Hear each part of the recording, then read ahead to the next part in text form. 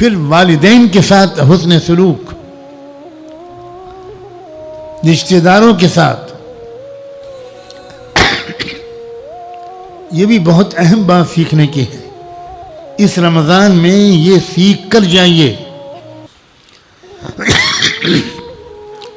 خاندان کے تمام رشتہ داروں کے ساتھ اچھا سلوک، اچھے تعلقات، خوشگوار تعلقات، یہ اسلام کا بنیادی حکم ہے، اسلامی تہذیب کا بنیادی حصہ ہے۔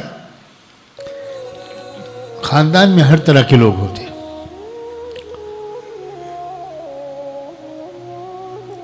ذرا ذرا سی بات پر کسی وجہ سے تعلقات بگڑ جاتے ہیں۔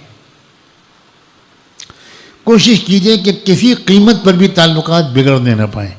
اگر کچھ نقصان بھی ہو جائے تو برداشت کر لیجئے، لیکن یہ کہہ دیجئے کہ بھئی یہ چیز آپ لے لیجئے، لیکن محبتوں سے محروم نہ کیجئے۔